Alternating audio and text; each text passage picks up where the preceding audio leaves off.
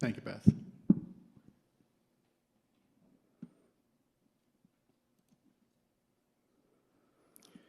Before I begin, I invite you one more time, if you haven't already, to please go ahead and answer today's survey question by going to menti.com, entering the code 5464-4052, or by simply scanning the QR code on your screen. And I will share the results shortly.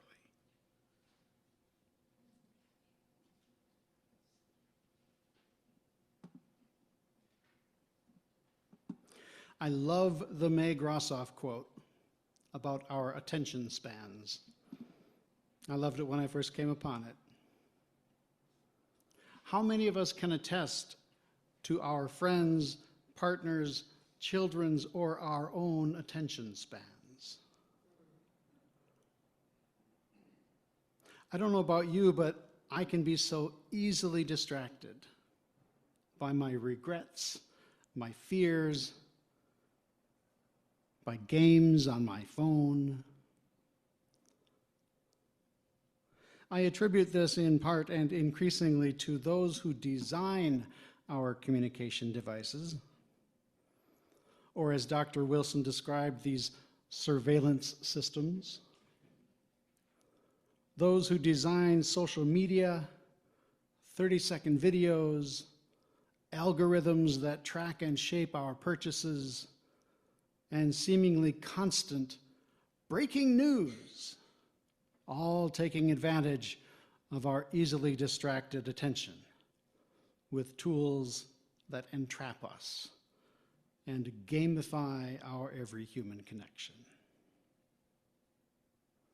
So many things are calling for our attention that it is easy to be distracted by the trivial or mundane, to the point that such things can shape our lives. For example, I rarely read books for pleasure anymore. Am I the only one? I see no hands. I'll take that as a yes. How else would you say that being distracted has changed your life? And I'd like to hear some answers. How has being distracted affected your life? Just shout them out. Less dusting. Less productive. It's easier to forget things. It's easier to forget things. Less energy. We have less energy. Raises my anxiety level. It raises our anxiety level. Too much information. There's too much information. Difficulty staying on task. Difficulty staying on task. Less presence. Any comments on Zoom?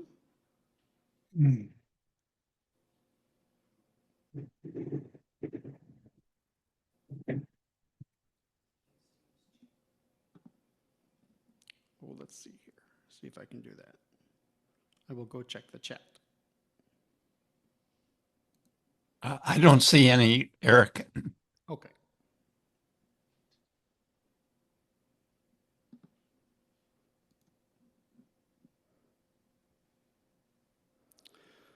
She attended well and faithfully to a few worthy things.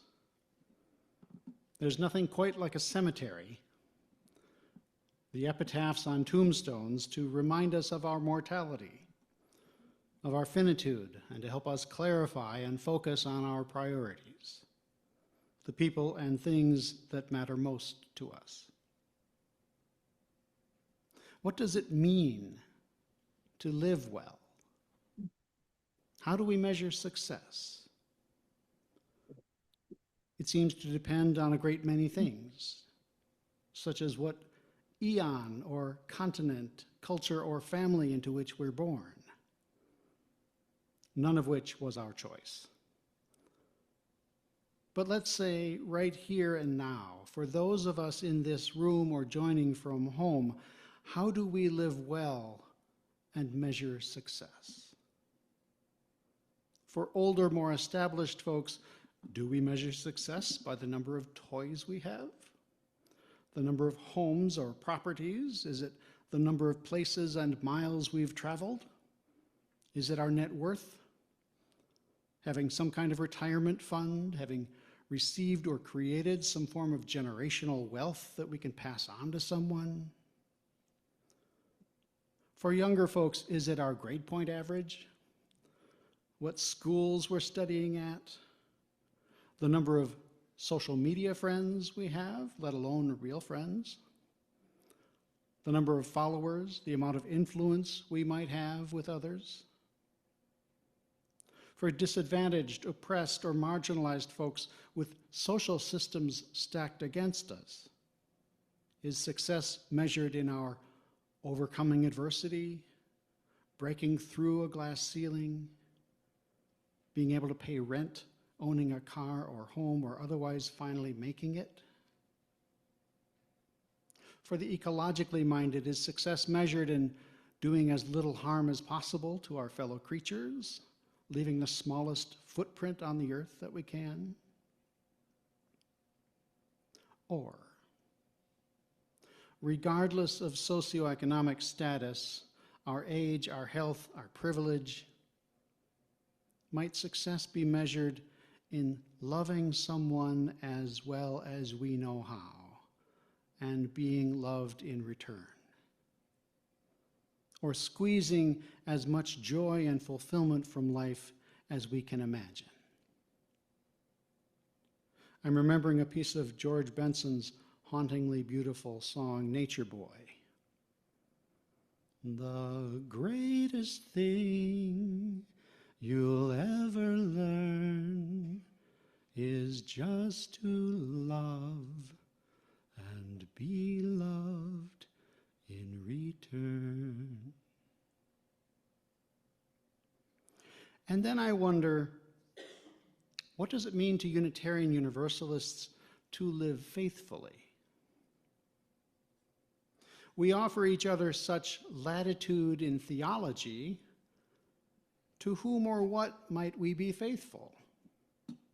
To whom or what do you strive to be faithful?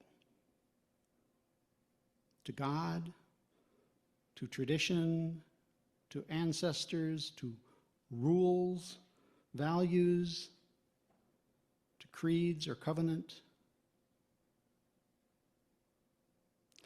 Exactly 4 years ago today, 4 years and 1 day ago, I asked exactly this question, the question I asked you to answer today. In what or whom do you put your faith? In 2022, here were your answers.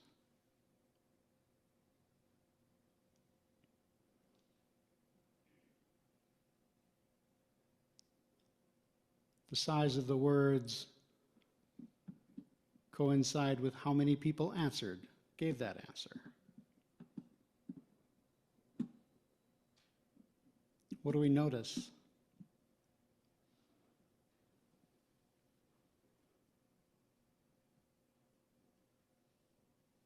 So family love. See or not see? Love is big, and that's a central value. Love is big, and it's a central value of ours. As big as Logic is really little. Oddly.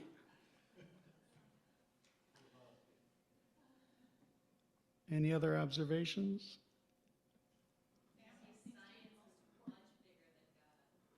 Science is much bigger than God. Family seems to be most important. Interesting. Myself is pretty big.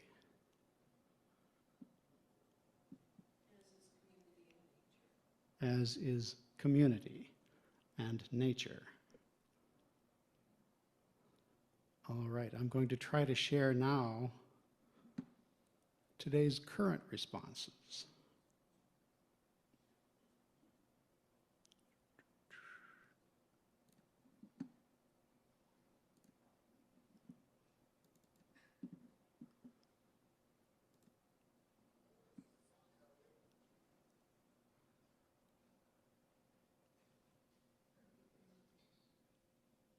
do we notice there?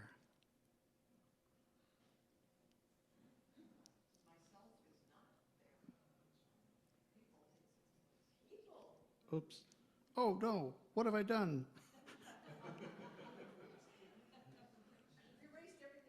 Oh, dang.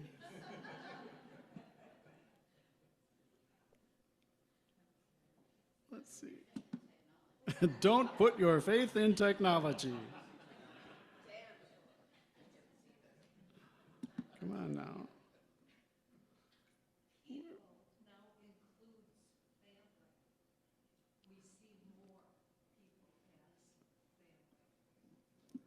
We see people more as family.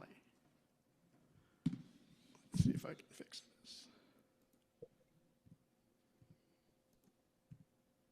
I was searching for love. It wasn't muted in the middle. No, it was big, but I didn't notice it now. Share that again.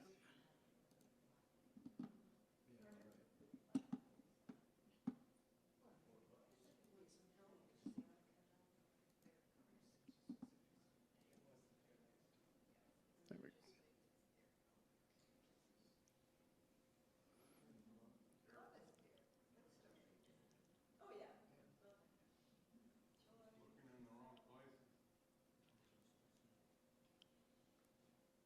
Observations?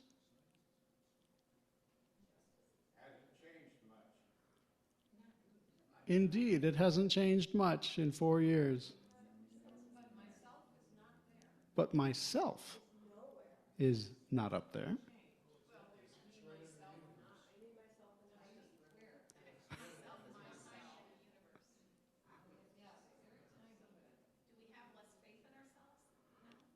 Four years later, after COVID, during a war, do we have less faith in ourselves?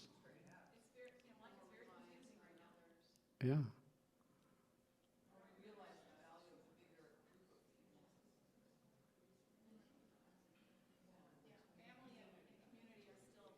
Family and community are still big. And nature. And love, science, universe. Yeah. Justice is more centered. Interesting. Well, great. Thank you all for taking part. Maybe we can get this in the e-news this coming week. That would be great. Thank you for taking part.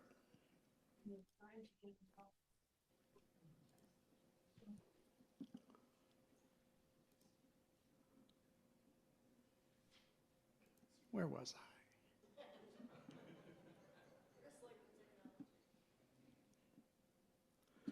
Some of us may be familiar with these words by our religious forebear, former Unitarian minister Ralph Waldo Emerson. What is success? To laugh often and much. To win the respect of intelligent people and the affection of children.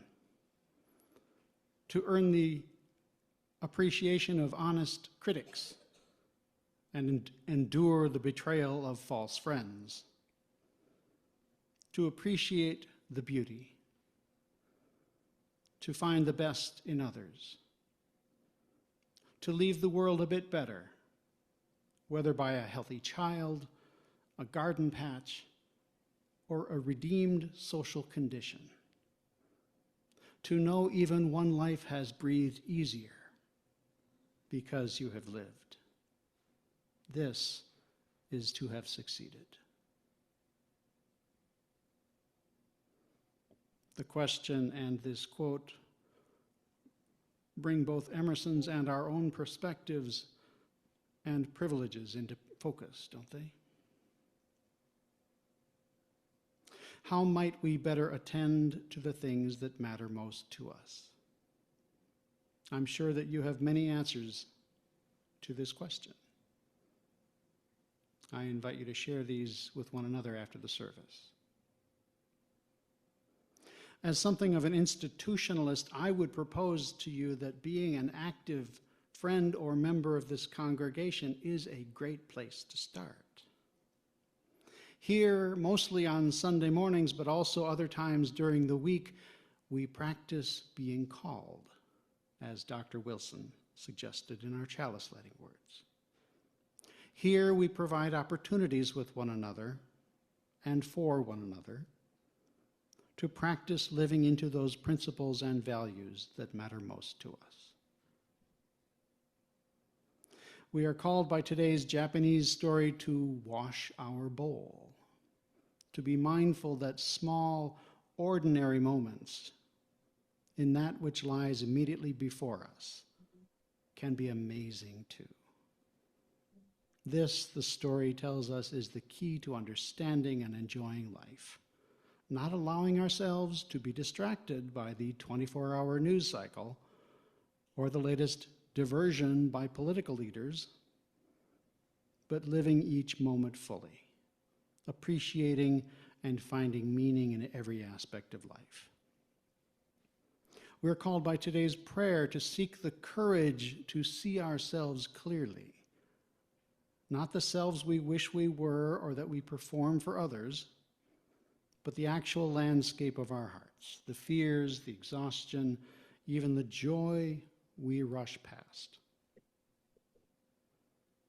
This is our sandbox, our mirror, our workshop, where we can practice being not just ourselves, but our best selves.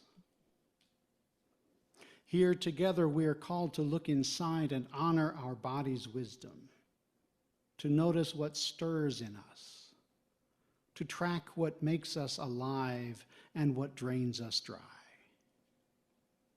and to befriend our limits as sacred boundaries. We practice here so that we may do the same when we are outside this sacred time and space. Here together, we are called to attend to that spirit of life within us and all beings. Every time we sing that song is an opportunity to clarify for ourselves what our spirits want and need, to clarify what grounds us and to what we aspire. Here together we approach the altar of unpredictable human relatedness, to clarify and recommit to something that sometimes does not compute, that foolhardy and open-hearted commitment to share a future together. Our collective attention is called to this precise moment, the threshold between then and now, now and then. The moment upon which we hang our honest promises like portraits chiseled and framed by our own hands, imperfectly and together.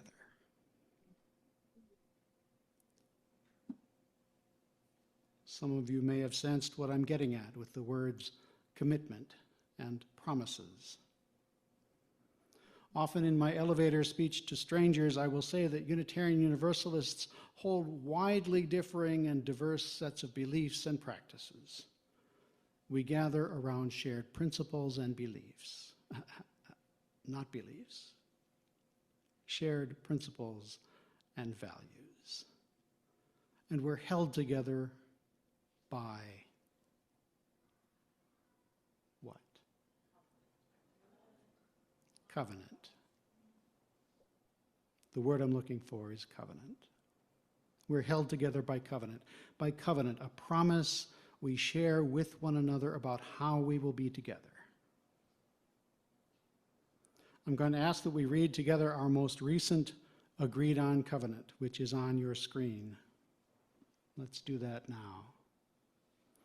We will treat each other with care and respect, engage in direct communication with involved parties, respect each other's roles, speak from our own experience, show respect for our sacred space. We will listen to each other fully and actively, listen deeply, assume good intent, say only what is truthful, thoughtful, and necessary, and We will create a beloved community. Consider best outcomes for all in dealing with each other. Ask forgiveness, seek repair, and begin again in love. What do you think? It's a pretty good covenant. As a congregation, we rewrote our vision and mission statements a couple of years ago now. Our next important tasks are to develop a strategic plan based on that mission and to revise and update and renew the covenant statement we just read to reflect who we are today in this moment, not the congregation of 5 or 10 years ago, because we are a different congregation. As you saw earlier, our collective perspectives can change a bit in just 4 years. So I look forward to working with the board on the revision process of this covenant. As Dr. Wilson and Reverend Collins wrote in our chalice lighting and prayer, respectively, choosing to focus our attention is countercultural. May we grow gentle and honest in our own presence, learning to see ourselves as we are held, beloved, finite, and becoming. May we live each moment as fully as we can. May we live mindfully, well, and faithfully. May we renew our promises regularly. And may we consider what our legacies will be, individually and collectively. I'll close with this poem by Dara Fleming. Let's pull each other up, not by the bootstraps, but how the sun pulls up the flowers, gently. Shine your light on my fractured skin.